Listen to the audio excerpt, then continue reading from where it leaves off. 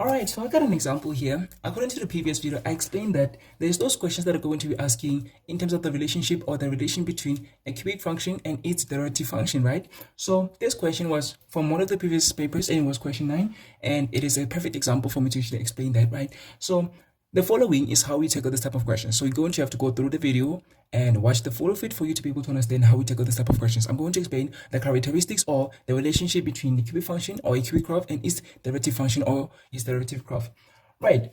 So it was question 9 and it had said, okay, well, this is how you're going to identify this question. For you to be able to know that this is that question that is going to be asking in terms of the relation of a cubic function and its derivative function. You're going to be given an equation, but it's going to be in a form f prime of x instead of f of x. So instead of actually being given f of x is equal to da, or we can say ax cubed plus bx squared plus cx plus d. Instead of being given this, which is the original function or a cubic function, you're going to be given instead its derivative. And of course, it's going to be something. So I don't know.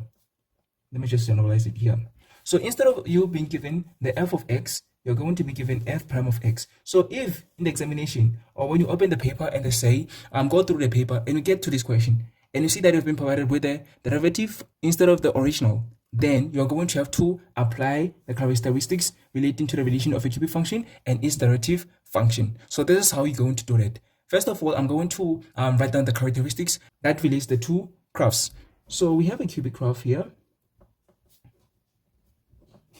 and we have its derivative graph. And of course, we know that its derivative graph is parabolic.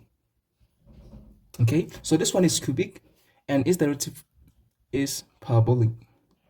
Or quadratic, or it is quadratic, right? So this is how they relate. So this one is f of x is equal to ax cubed plus bx squared plus cx plus d. It is also f of x is equal to, depending on the type of cubic graph we have. Okay, so we also have different types of cubic graphs. There's 3 specifically. So we have one that has 3 roots, which is 3 x-intercept. We have one that has only 2 roots, which is this type, and we have one that has only 1 root, which is this type. Okay, so we have 3 types of cubic functions. So depending on the one that we have, then the other equation is going to be a into x minus x1. So this is the one that has 3 roots or 3 x-intercepts. So this one is going to be the derivative, and it's going to be quadratic. So it's going to be 3ax squared plus 2bx plus c. Or it is going to be f of x is equal to 3ax minus x1, x minus x2. Okay, so these are the equations. And then after the equations, we have the point. So this is how the two graphs relate. So for the cubic graph, we have 2 turning points. So we have the turning points, but the x values of the turning point, are the same as the x values of x-intercept of the derivative graph. Okay, so the x values of the turning points of the cubic graph are the same as the x values of the x-intercept of a derivative graph. Then we also have the x value, not the values, the x value of the point of inflection. So the x value of the point of inflection is the same as the y value, of the y-intercept of the derivative graph. So that means if you know the x value of the point of inflection of the cubic graph, you know the y value of the y-intercept of the derivative graph, or vice versa. If you know the y value of the y-intercept of the derivative graph, that means you know the x value of the point of inflection. So what is the y value of the y-intercept of the derivative? It is simply c. So whatever the value of c is going to be the x value of the point of inflection of the cubic graph. And also, if you know the x values of the x-intercepts, that means if you can actually calculate or determine the x-intercept, the x values of the x-intercept of the derivative graph. You know that those x values are the x values of the turning point. Therefore, you can actually determine the x values of the turning point utilizing that I just explained, and then you're going to substitute them into the original formula and then determine the equation. Right. The other thing is the increasing part, right? So let me say when a is greater than 0, then also here a is greater than 0. So that means this one is concave up. And this one is increasing twice. So my learners know that I call it ID. Why do I call it ID? Because increasing, decreasing, increasing. That means it's going to be increasing, decreasing, and increasing again. So this is when a is greater than 0. So I call it ID because it's increasing, then decreasing, then increases again. So when it increases twice, then a is greater than 0. So this is when this for the derivative graph is going to be concave up. So when it is ID here, or when a is greater than 0, so its derivative graph is going to be concave up, right? And then when a is less than 0, I call it deed. I call it the deed. Okay, so deed is when it is decreasing twice, therefore it looks something like this. Okay, so this is when it is decreasing twice. So it is decreasing, increasing, and decreasing again, right? So it is decreasing twice. So I call it deed, decreasing, increasing, and decreasing. So it is decreasing twice. So when a is less than 0 for the original cubic graph, then a is also less than 0 for the quadratic and or its derivative graph, and it is going to be concave down. I'm gonna need you to write this into your notes, add this into your notes, because you're going to need this table to answer this question. If you don't know this table by heart, you're not gonna be able to answer this question. So this one is going to be concave down. It's going to be concave down, right? And also, wherever this graph is increasing, so wherever this graph is increasing, this one is above x-axis. The derivative is above x-axis, right? And okay, what do we mean by that? This is what we mean by that. So we mean this. If it is, okay, this is for a is greater than 0. So for a is greater than 0, and then here we have for a is less than 0. So if it is increasing, we're talking about, maybe for example, a is greater than 0 is going to be it's going to be ID, of course. So it's going to be like this. And when a is less than 0, it's going to be did. So it's going to be like this, right? And then here when a is greater than 0, and then here when a is less than 0, so a greater than 0 is going to be concave up, and a is less than 0 is going to be concave down. I'm gonna need you to make a copy of this table that I'm doing right now, right? So when a is greater than 0 and you're talking about the increasing part, that means this is the part that we're talking about. We're talking about this part here. The increasing part is this part here, and the increasing part here is this part here, right? So in terms of the derivative graph, we're talking about the part where it is above the x-axis. So let us assume that this is the x-axis and this is the x-axis. So we are talking about that part where it is above the x-axis, that part where it is above the x-axis, right? So this is the decreasing, and then we want to do this is the increasing. I don't know what I said. Did I say decreasing? Well, if I did, I meant increasing. Then now we are doing the decreasing.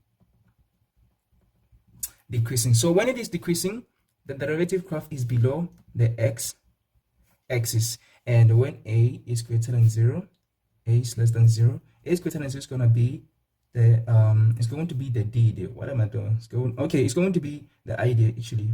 It's going to be the ID, and then here we're going to have the deed, right? And then when a is greater than 0 here, we're going to have concave up, and when a is less than 0, we're going to have concave down.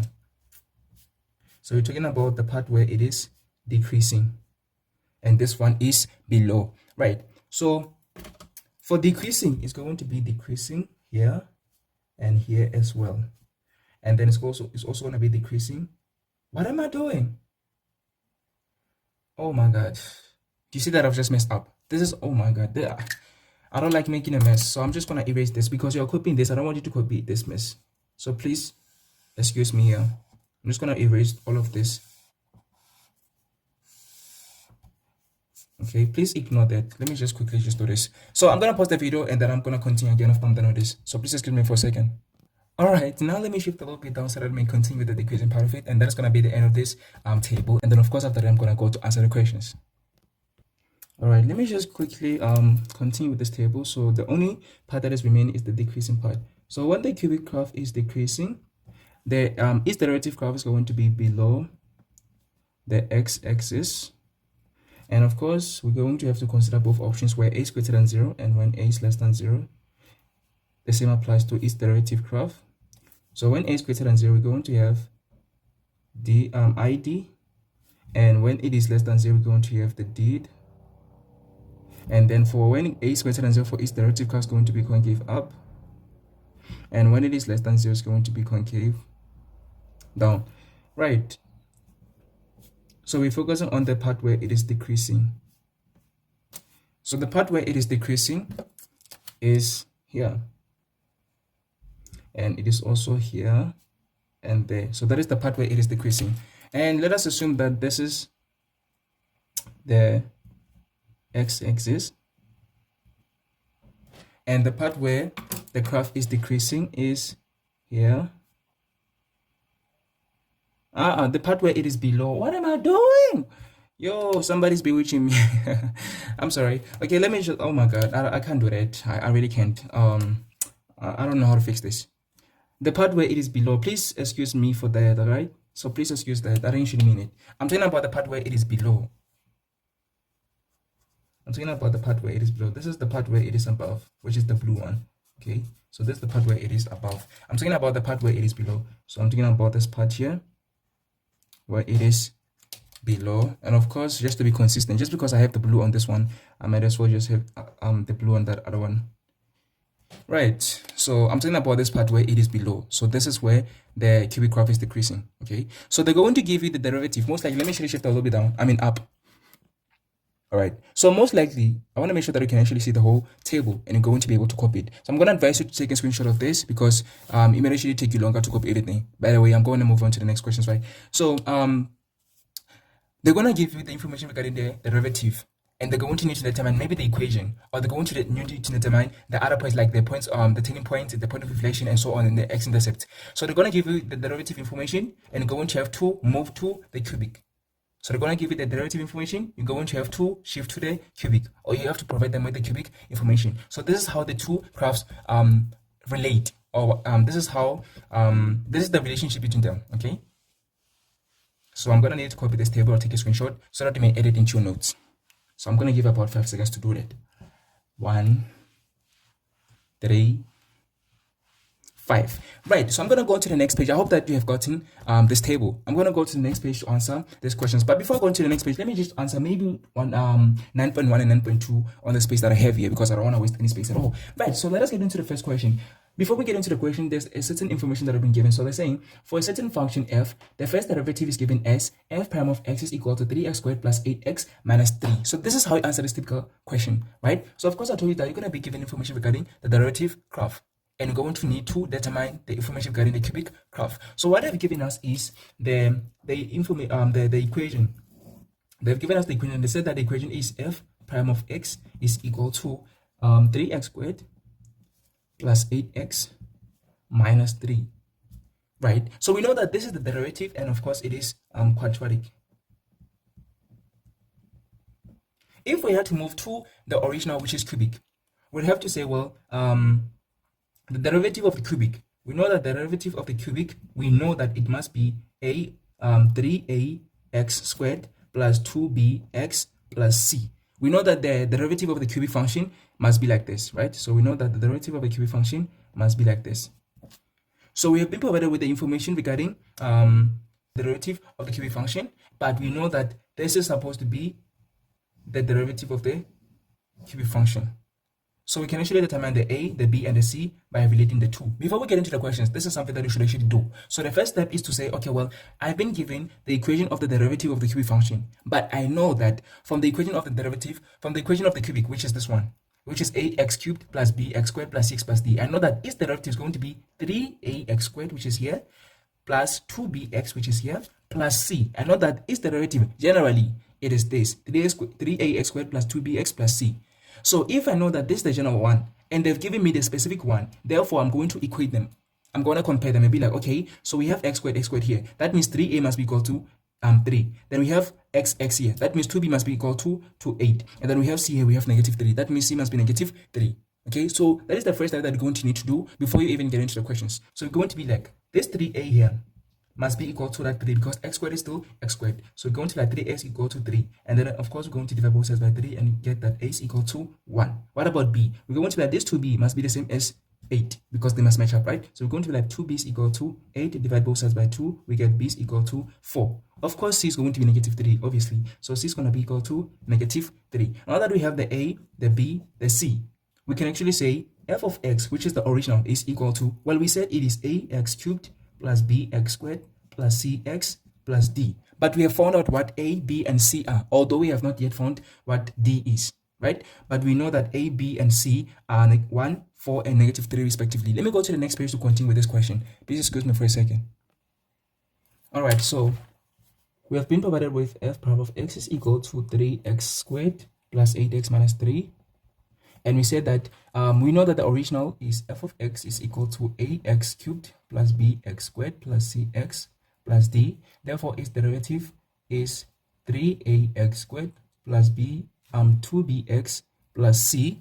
Then, since we know that its derivative is this, but we have been provided with the specific derivative, these two must be the same. Therefore, we said 3a here, 3a must be the same as 3. 2b must be the same as 8, and then c must be the same as negative 3. So we said 3a is equal to 3, then a is equal to 1. Then we said 2b must be equal to 8, therefore b is equal to 4, then c is equal to negative 3. Therefore, we have determined a, b, and c, right? So we said that f of x is equal to that, which is ax cubed plus bx squared plus cx plus d. Now we have a, b, and c. We can say f of x is equal to a, which is 1. We don't need to write it, so we have x cubed plus b is 4, so we have 4 x squared plus c is negative 3, so we're going to say negative 3 and then x plus d. D is the only one that we don't have. We know that this is the y-intercept, right? So we're going to the f of x is equal to x cubed plus 4x squared minus 3x plus d. So this is the equation of the original function. We have been provided with the equation of the derivative function. It is our responsibility to determine the equation of the original function. Then this is the original function's equation. We have determined that. Now we can get into the questions. Let us get into the question. So the first question, which is 9.1, says calculate the x-coordinate of the stationary point of f. So they didn't say f prime. So therefore they want the x-coordinate of the stationary point of the cubic function or the original function. So remember what I said? I said that the cubic function, the cubic graph versus the derivative graph. Right, I said that the x values of the turning point, it is the same as what? As the x values of the, it is the same as the x values of the x-intercept. So if we know the x values of the x-intercept of the derivative graph, which is this one, we can actually say they are the same as the x values of the turning point of the cubic graph. So let us determine the x values of the x-intercept of the derivative graph, which is 3x squared plus 8x minus 3. Then we're going to say they are equal to this. So we're going to be like f prime of x, which is the derivative graph, is equal to 3x squared plus 8x minus 3. So what do we need? We need the x-intercept. We need the x value of the x-intercept. So we're going to need to let y be equal to 0. So we're going to like 0 is equal to 3x squared plus 8x minus 3. Let me see. Oh yeah, it is factorizable. So we're going to be x 3x and then minus 1 plus 1. So we're going to have plus minus 1. We're going to have minus 1, and then here we're going to have fx plus 3. So that 3x multiplied by 3 is 9x. So we have 9x, and then negative 1 multiplied by x is negative x, so that we have 8x here. And of course, 3 multiplied by x is 3, 3x multiplied by x is 3x squared, negative 1 multiplied by positive 3 is negative 3. So it is factorizable. So therefore, one of the two, because we're going to apply the zero identity, we're going to be like, one of the two of the brackets has to be equal to 0, or both of them. So we're going to be like 3x minus 1 is equal to 0, or x plus 3 is equal to 0. Then we're going to have 3x, and when you take the negative 1 to the right hand side, it becomes positive. So we're going to have positive 1, and we're going to divide both sides by 3. Therefore, x is equal to 1 over 3. This is the first x value that you're looking for. Then the second one is going to be x is equal to, we're going to take the positive 3 to the right hand side, so it's going to become negative. So we're going to say x is equal to negative 3. So these are the two x values, okay, of the stationary points of f. Because these are the values, these are the x values of the x-intercept of the derivative graph. They are the same as the x values of the turning point or of the stationary points of the cubic. So this is the values that they're looking for, and this is how we answer this typical question. If you don't understand still, welcome to let me know in the comment section or just DM me. Let us go to the next question, which is 1.2. So I'm gonna need to shift my camera a little bit down so that we may see how we're going to tackle this. All right, 9.2.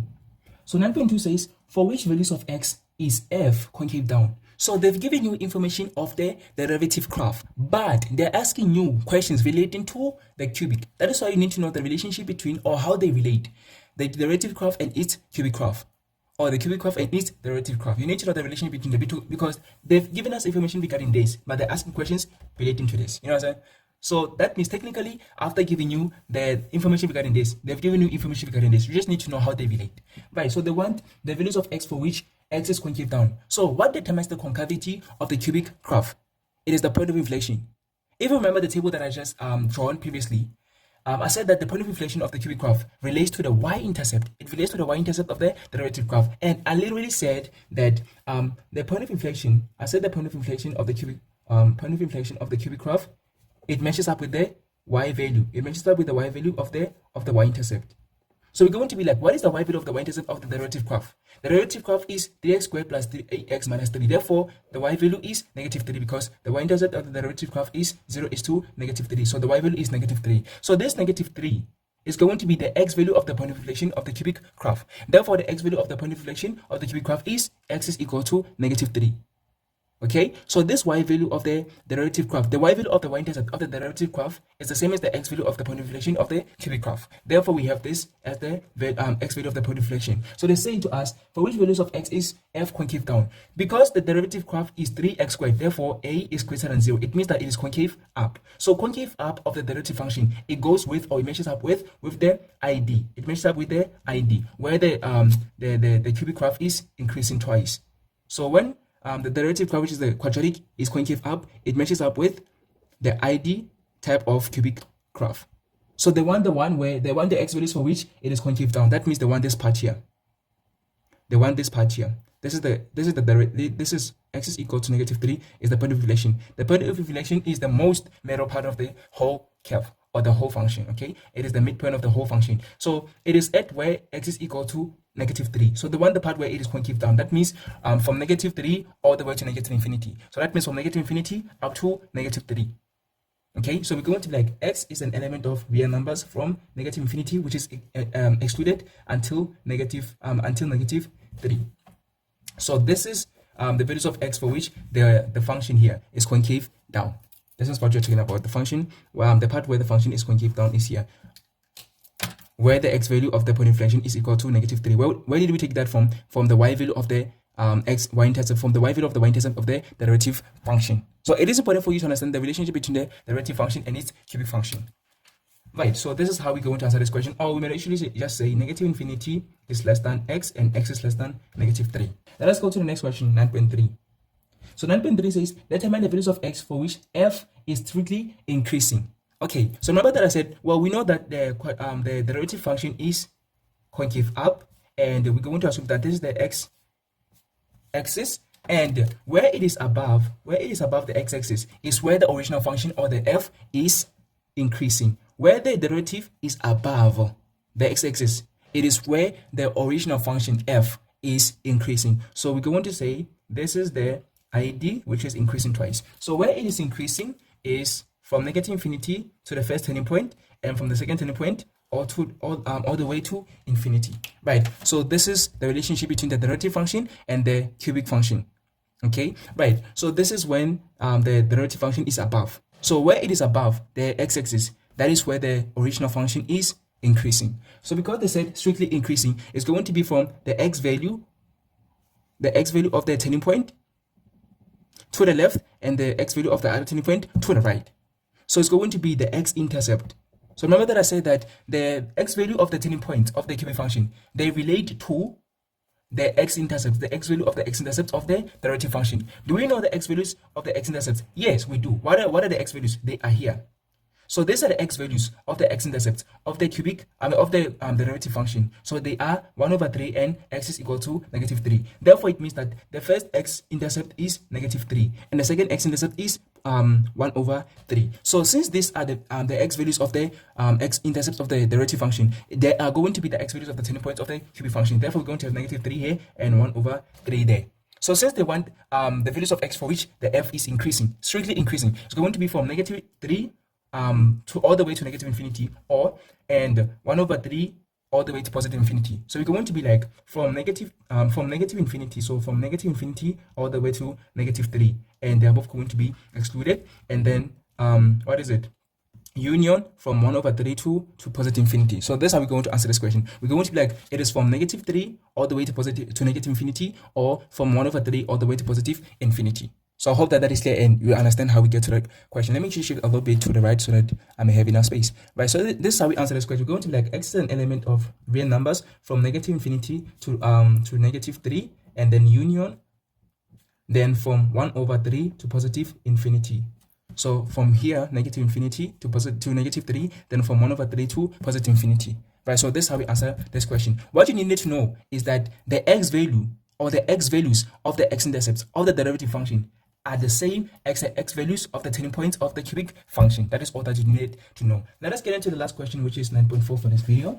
If you're going to need me to make more videos regarding this type of questions, where there's a relationship between a cubic function and its derivative function, let me know in the comment section or DM me so that I make those videos specially for you. Alright, or simply just join my classes where I'm going to be explaining them slowly and also more efficiently and thoroughly, clearly, and everything. You know what I'm saying? Right, so when I make videos, I make sure that I explain quickly because I'll be rushing somewhere that I have to go to. So I have to make sure that I quickly just finish the video and I edit it later. So when I be explaining, when I'm making a video, I know that a lot of learners have been complaining about me explaining quickly. Just that I don't get the time to usually explain slowly. Imagine me explaining the whole thing for 1 hour.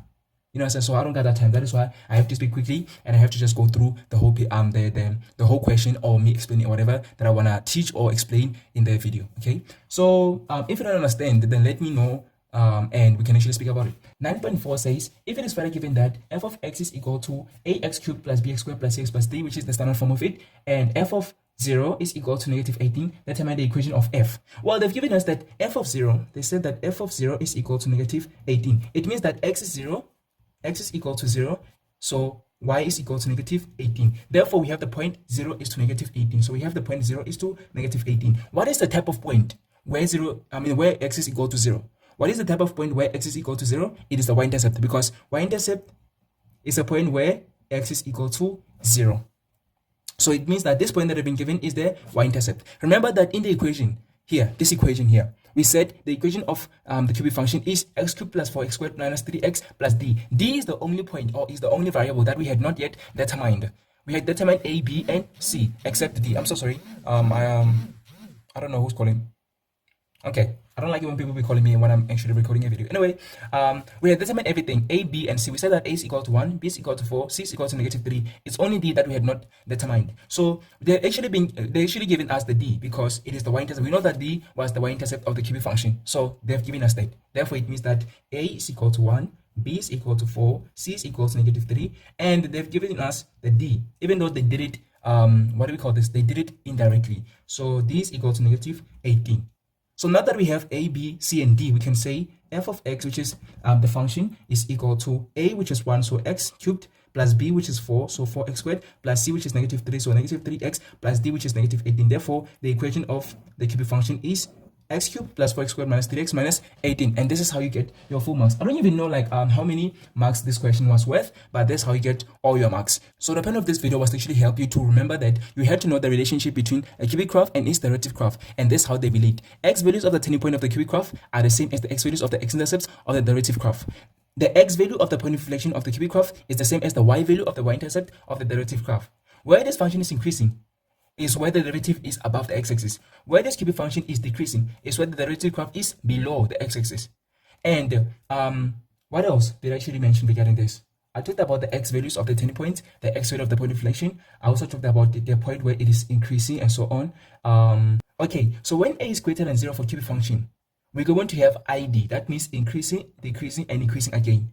So when we have id for cubic graph, the derivative graph is going to be concave up. So id goes with up, id up, okay? id is when this function is increasing twice. That's when a is greater than 0. So that is also going to be the case for the derivative function. It's also going to have a is greater than 0, therefore it's going to be concave up. The same applies when a is less than 0. So when you have a is less than 0 for cubic function, it is going to be d, therefore decreasing twice, decreasing, increasing, and decreasing again. So if that is the case for the cubic graph where a is less than 0, that is also going to be the case for the derivative graph where a is less than 0, and it's going to be it's going to be concave down. So that is all that you need to know regarding the relationship between the cubic function and its derivative function. And this is how you tackle this type of question. If you actually have questions, let me know in the comment section. But if there's none at all, then I'm going to move to the next topic. I think analytical geometry. So I hope that you have actually enjoyed me explaining everything in this video and you have learned 1 or 2 things. Thank you for watching this video till this far. See you in the next video.